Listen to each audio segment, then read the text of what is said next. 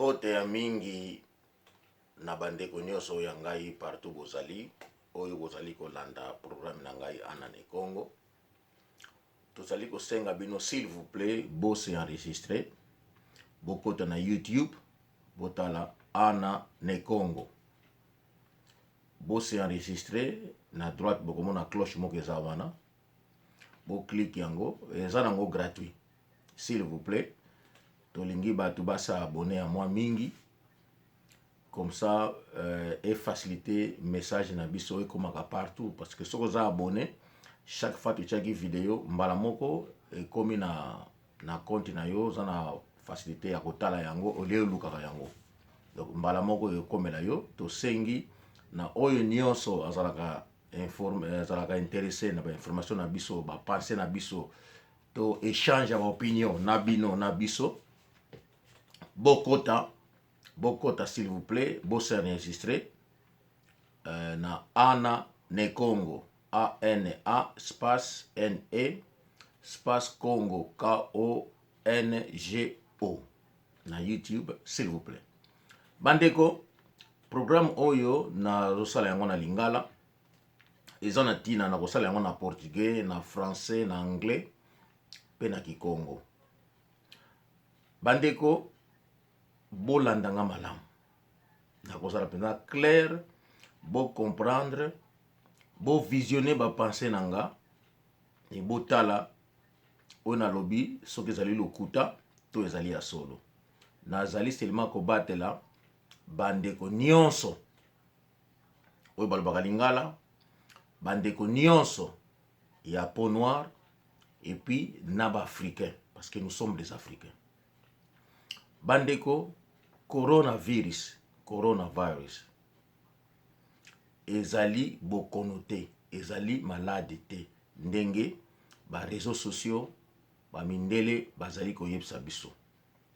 Pourquoi je vous le dis? Bolandanga malam.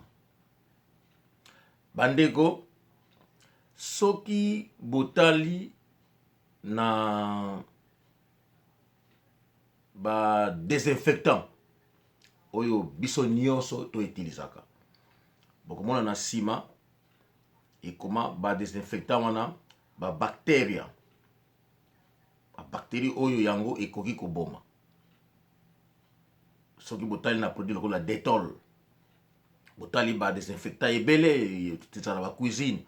Bokomona coronavirus ezalaka déjà kuna na sima. Que veut dire ezali simple bactérie que oyo okoika ko spray anti désinfectant et puis ebomi yango. Donc ezali eloko moko ya kala ça existe déjà.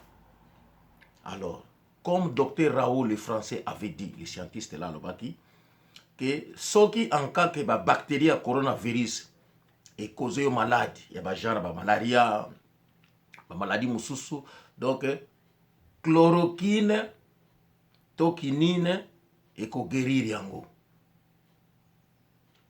C'est clair. Donc ce qui est causé na ba bactérie wanya coronavirus et causé maladie. Donc traitement nango ezalaka déjà. Chloroquine, quinine parce que ça a effet à peu près ndenge mona malaria. Donc chloroquine ezalaka déjà, quinine ko guérir yango dans 7 jours comprimé moko et puis et guérir yango. Mais oyo ezo salema sikoyo ezali coronavirus te.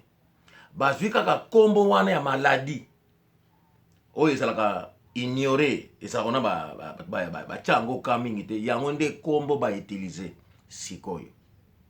Alors laisse-moi vous expliquer qu'est-ce qu'ils ont fait en réalité.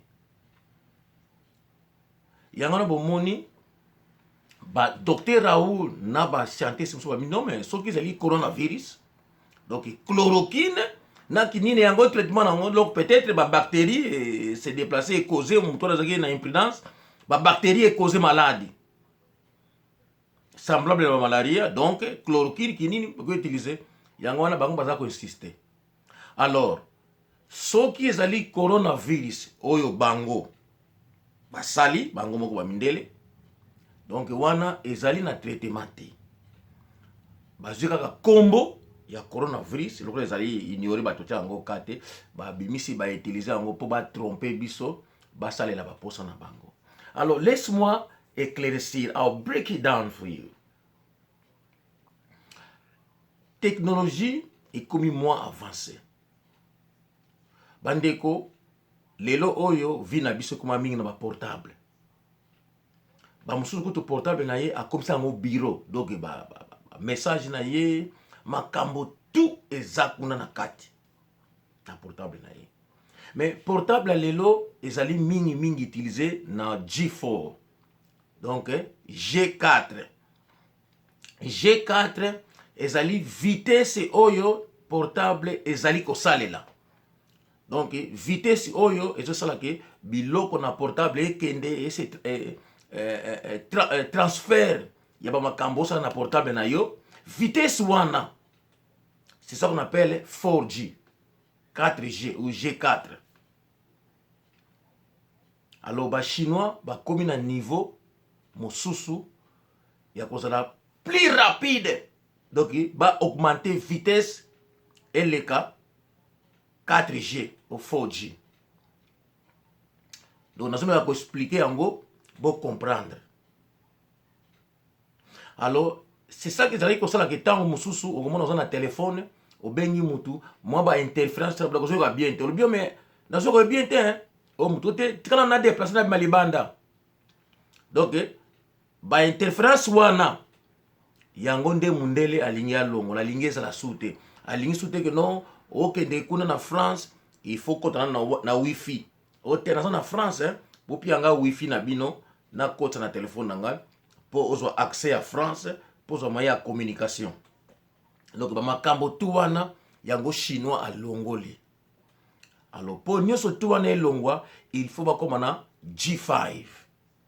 Donc G5 ezali vitesse oyo technologie so sala sikoyo. Mais sikoyo G5 ezali 12 fois na vitesse ya micro-ondes. I'll break it down for you. I'll break it down. S'il vous plaît, bon nanga bo comprendre bien. Bandeko, omoni micro-ondes, microwave. Soko che biloko kuna kati olingi o chauffer yango. O che ba degré na 800 degrés, soki nini sala kuna power, donc force ya moto che 800 degrés kuna, o che 2 minutes, o mona ka 2 minutes paf, biloko komi moto. Microwave e boti moto e pesi na biloko lia. Au moins, vitesse wana ya 2 minutes et comme il peut si moto dans ya 100 degrés. Oyo que non mai ya ébullition ya mai ya moto à 100 degrés na moto. Mais dans 2 minutes, microwave a passé on a bloqué là. Dans 1 minute ou quelques secondes est passé 800 degrés à vitesse ya moto. Donc transfert wana, transmission wana, ya wave wana. Yangonde G5. Donc vitesse wana à transfert wana. Donc G5 ba téléphone ba kosala na G5 au longue na France, au Kenya, Afrique, au Kenya, mokili mobimba, on a besoin ya wifi te. Partout aux alliés, ils ont déjà transféré parce que vitesse za koleka. On a en France, on a besoin d'adresse au BTK le Cameroun, on a besoin on a besoin ya RDT sur le communauté. Le temps on dit téléphone parce qu'on a code et c'est tout est là dedans. Bon l'andanga malam. Mais ce que yo pour ba transférer on est salement parce que à l'époque toi qui na G4, G4, ba sala ki ba câble, c'est qui na ba sema belé, ba câble wana ekota kana ba immeuble na biso na ba ndako na biso. Après na ba ndako na biso chaque multifosa na route. Donc route o ezali ko sala ki no communication internet na yo, ba broadband na yo. Et puis, et puis ça y a un numéro ya wifi ou wifi et permettre le téléphone na yo, on sera moyen de communication à partir du téléphone na yo. Donc na mbula yo kaka avant tout comme décembre ba wifi et ko la sous-souté. Ba router tout est disponible ba ko longola yango. To za na G5. Alors G5 ils ont la transmission moko za na vitesse moko ya wave, ils ali 12 fois vitesse ya micro-ondes. Il y a microwave. Donc vitesse wana ya microwave ça ko transférer bloc lia na moto wana. G5 eleki yango na vitesse ya 12 fois. Est-ce que bozo comprendre nga? Donc vitesse wana eleki yango na 12 fois. Eza lokola esika batia turbine ya courant ke batu bakolekaka wana te. Parce que eza kokabula courant na ville wana. Alors ba wave ndambu ya courant ebimaka libanda. Alors soko leki wana moko courant bendi yo ebombi yo mbala moko. Donc wave wana ya courant wana ya turbine wana, donc yango bapesi na G5. Mais sikoyo mboka oyo esali yango ya liboso ezali Chine na Wuhan. Bandeko na biso bobosana te, tangu bato bazalaki kokufa na Chine, ba occidentaux bazoseka basala propaganda babiki te banyama oyo bango baliaka maladi zuta kuna yango na ba chinois bazokufa baliaka na bapuku baliaka biloko tu. Bandeko na ko rappeler bino boyebi ke tozali ba africain to uta na ba Afrique ba to uta to liaka ba cochon d'Inde, to liaka ba puku ya zamba, to liaka ba pigeon, to liaka ba quoi ça nyama belé, to liaka ba makaku par exemple. Ba komaki na niveau que non ba singe to lia souté parce que yango et pas utaki HIV donc maladie de sida. Ezaki mensonge. Ba yaki basala ki on peut pas bon abiso, alors faut ba créer loko moko boye, ba pesa moi raison. Mais to banda ko lia makaku banda kala ba koko na biso ba banda ko lia yango déjà jamais bazwaka ba sida.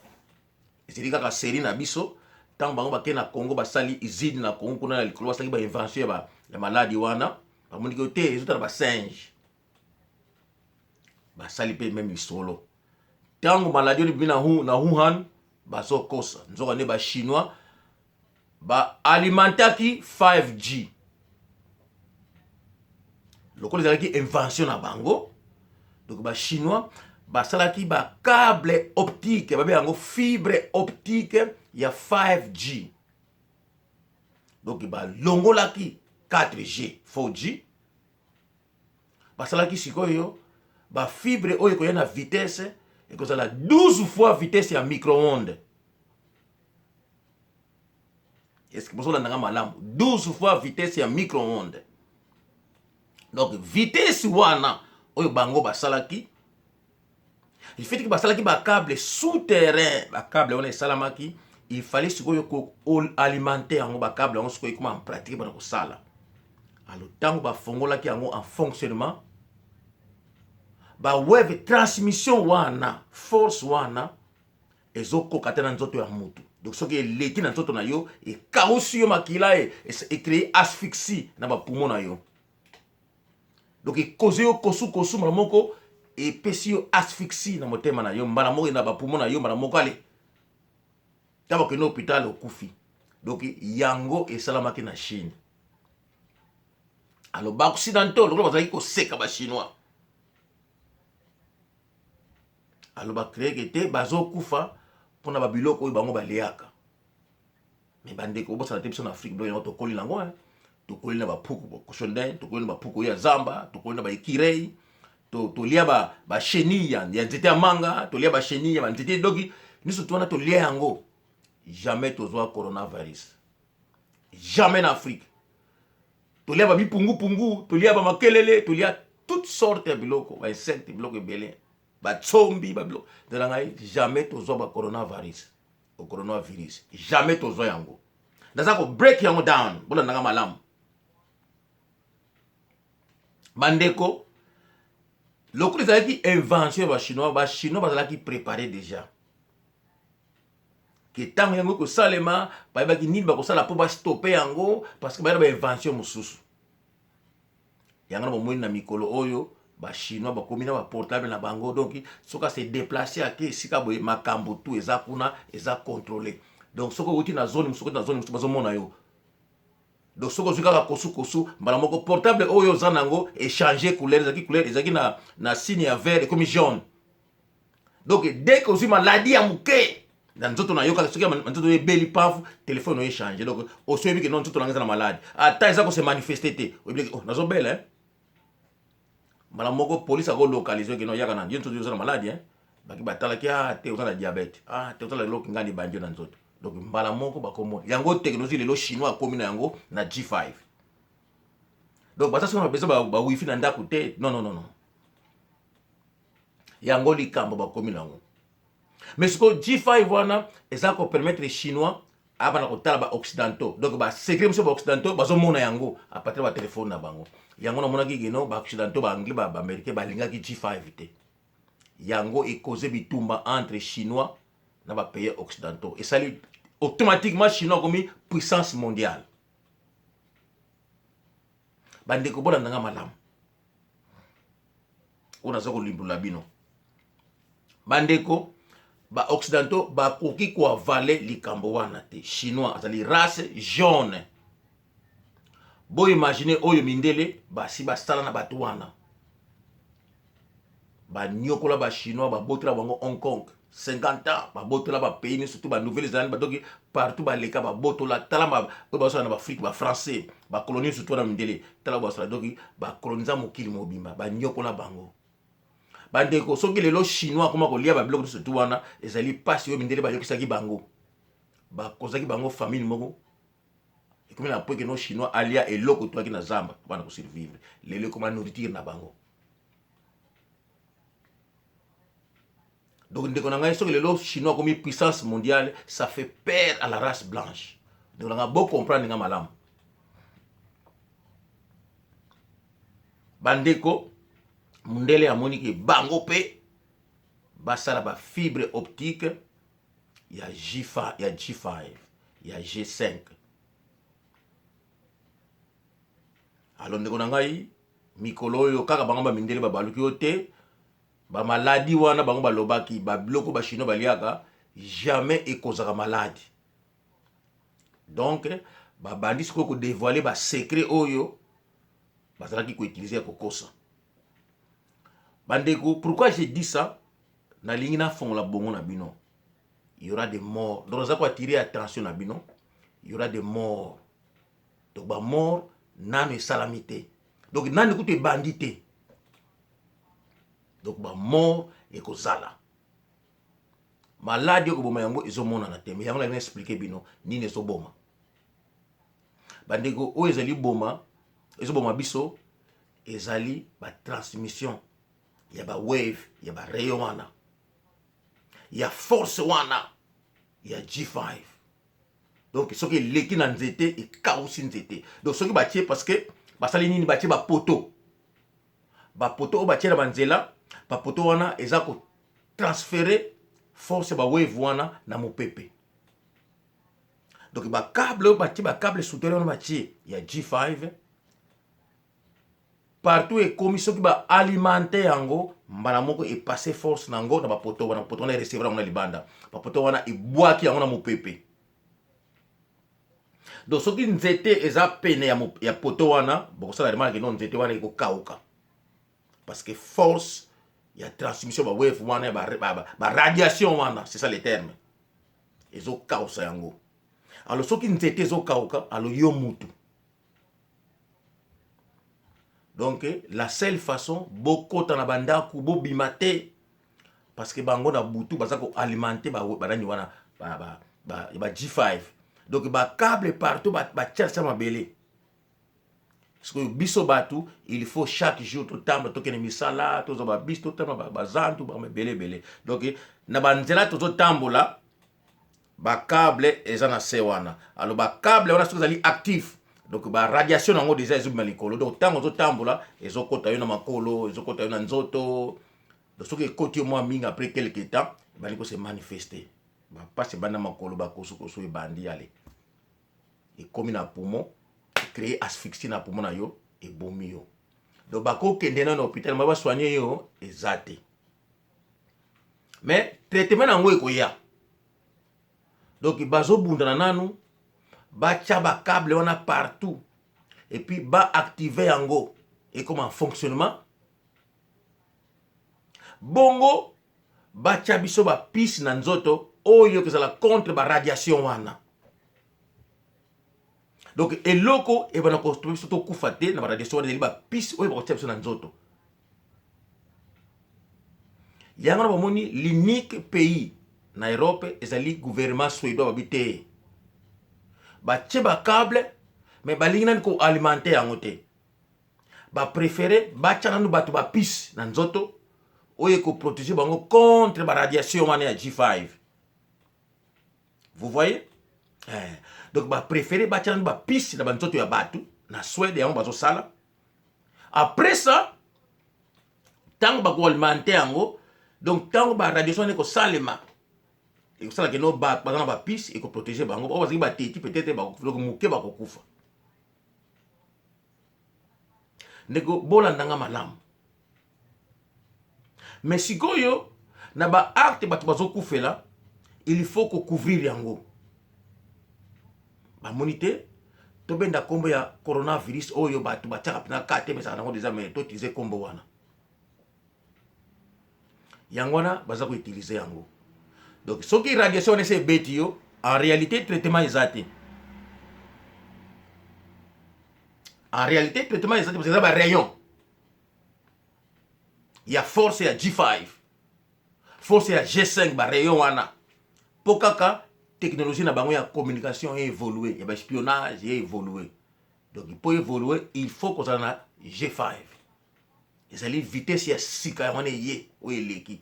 Tu vitesse ba ko créer 6 mais on dirait wana ezali ya suka parce que bamoni que non niveau donc peut-être o ba ko créer wana ko bomba tuni surtout.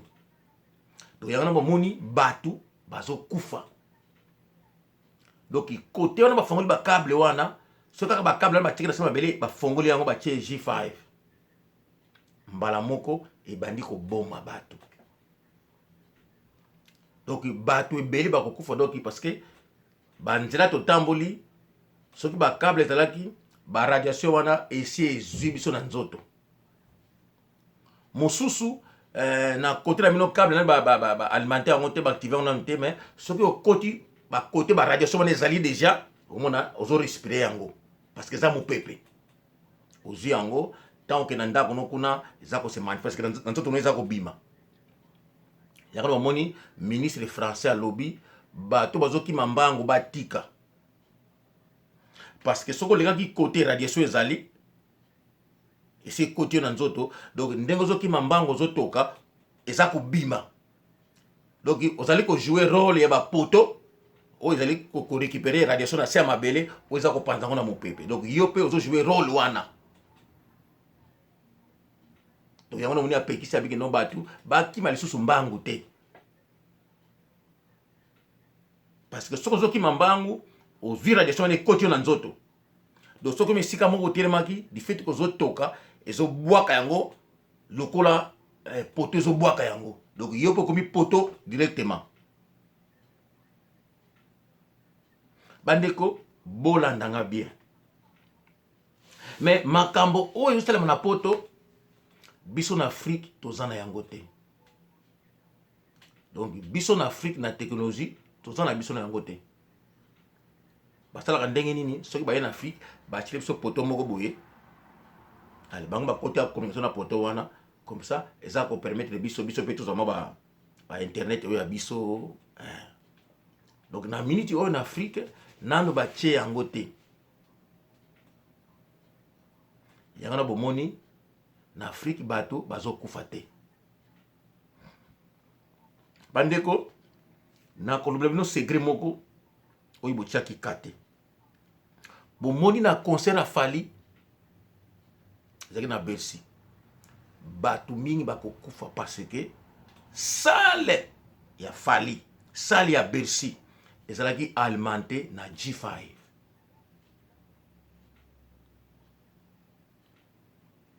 Donc salle ya Bercy ezalaki alimenté na 5G ou G5. Et ça qui déjà na kati ya salle wana. Donc ba câble kuna et si ekota déjà parce que salle wana ba luwa kango déjà ba événement ebelé. Alors ba bloc ba sika ndenge wana ba invention oya sika ekota ki déjà. Donc lokola salle ya Bercy ezalaki alimenté na G5. Donc batu tout oyo bakotaki kuna bazali déjà contaminé. Donc ba radiation wana ezwaki bango selon ba côté botelemaki soki ba côté botelemaki ba câble ezalaki déjà wana ozali petoki mbala moko bino kutoki koti na nzoto. Donc ba mois oyo avril ti ba mai bango tout bakokufa. Donc ce que ça qui musika aux gens on a mutu mususu azaki peut-être koto azaki ba câble elaki te mais ba radiation wana sur ta musika zo ezoko transférer zo yo tam suma arrêter ko salema. Bandeko bondi melanga nazo meka ko break yango down pino bon comprendre. Bandeko na minute oyo biso na Afrique nani eza nanu te. Donc biso na Afrique G5 nanu ekotite. Et ce qui fait que biso kuna tozo kufate. Donc moto oyo azaki na poto bomona ke no moto nyoso tu oyo akufi na Afrique aotaki poto. To aotaki na Afrique aye na poto ma vacances bon azongi. Donc aleki sika ba radiation wana ezali ekoti. Alors tant azongi kuna et se manifester alors qui c'est zate. Mais coronavirus ezali causé na ba bactéries. O ezako se transformer en malaria, traitement na ezali chloroquine kaka na kinine. Donc so na coronavirus wana, ezali transformer malaria, donc bato melika ba problème esili. Mais coronavirus, o ba ngomba pesi kombo pour ba couvrir ba radiation. Il y a G5, il y a G5. Donc wana chloroquine, kinine ezako tu na tina te parce que ça na région moko te o melela yango. Et c'est là que mensonge ezako ya o boza na bandako bo bimate parce que ba radiation wana sokoza na ndako eza un pp que tango eza na libanda parce que na libanda eza na exposé zo yo mbala moko na bandako peut-être on peut côté muke et ko sunga yo po bango bazo mama ta bazo ya ko résoudre yango. Donc bandeko yango nde ezali ko boma biso. Donc chaque fois vous êtes libanda parce que bisika zo tambolela ça na ba radiation il y a G5. Radiation ya G5 et leki o ya micro-ondes. Ezali 12 fois o ya micro-ondes. Donc imaginez plastique dans une minute plastique et lingami eziki parce que nzoto ya moto oyo kutu plastique leki wana makasi. Vous imaginez radiation na nini yango ko sala. Donc bandeko c'est ça problème oyo ezali ko salema na mokili. C'est que solution yango ezali nini? Ndenge ba radiation to bango balingi bango pe ba atteindre G5 wana bazwa moyen ko équilibrer pouvoir na bango na ba chinois. Après ça bazwa solution ba ko stopper yango ndenge zo boma bato. Mais la seule solution pour ko stopper yango il faut bacha biso ba pisi na nzoto oyo et ben ko stopper ce qui radiation ezuyo yango sali effet yango bloquer radiation. Donc vie na biso ezali ko changer. Alors l'unique place oyo mutako ko vivre pour le moment ezaka en Afrique. Parce que on a G5 na ne quotité na ba koko timo ba koko tia yango te. Na munika ba zoma ba Nigérien bazako na makama mindele bango déjà ba bandi za ko tibla ko tiaka ba câble ba G5 parce que ba mindele bazala ba intérêt mingi kuna. Les cambriers ba vaccin wana sont des mensonges de konangai ba vaccin bazo sala ça n'a rien à voir avec la radiation. C'est une façon ya ko boma ko éliminer sous ba noir facilement. Parce que mundele amoni que non soki koko soyé parce que oblige ko ba se déplacer en Afrique en attendant ba bunda na ba solution ya makambo kotoyo. Parce que ezali invention oyo chinois sali. Ya on a chinois azako seka bango na minute oyo. Donc ba occidentaux bazali na solution te. Ya on a soko ba radiation e beti yo ken hôpital au kufi. Bandeko ya on a en Angleterre ba si ba anticiper ba to ba kufa. Ba tongi hôpital oyo munene et puis ba créer ba trou oyo ba fosse septique oyo ba ko boaka batu. Parce que bandeko nangai ba hôpital banda kala ezalaka mais soki batu ba ko bela c'est ba kino hôpital ba soigner. ba cimetière banaka les nango. Mais pourquoi si vous avez un cimetière ya mingi oyo bako bwaka bato mbala moko? Et comme si vous kufika ote famille qui la soute boya kata mibale baki ba bwaki mbala moko. Parce que ba yebi ke radiation ebomi yo. Alors faut ko bwaka yo po bango basa na batante ki mituro bango eza na tribunal pour makamususu. Yango na raison. Donc le peuple na biso bana ne Congo bobonga maka déjà. Biso oyo tokotikala to ba oyo bakotikala oyo kolo akosunga soka sali miracle na ite to soka sali miracle na ye tangu tokozongela deni na biso il faut to vanda na deni moko na ba décision moko propre approprié oyo kosunga futur na biso parce que vie est changée vie na ba penser oyo bozoba ya kala et kozala lisusu te vie est changé, to comme na vie à mokuse à moins que tu ne vivre dans mboka na biso. Donc na lingi déjà na attirer attention na bino comme ça mutu moko ayeba oyo ezako salema na mikolo yo ezako ya. Bandeko oyo yango nazaki na ngona yeb sabino. Bo vendre na bandaku, bo bimakate, bo mi batela. Parce que liwa ko za la brisque et ko pona mutu te. Ezali ngo maladie te de bango balobi mais ezali ba radiation ya biloko oyo bango basali donc ezali na nzela partout esika ko batela mango ezate oza ko respirer yango soko vandi na ndaku okolia parce qu'il faut ça papa futa yo donc okolia te suka nango il faut bima okene ko sala osoma biloko donc ozali obligatoire ko soa yo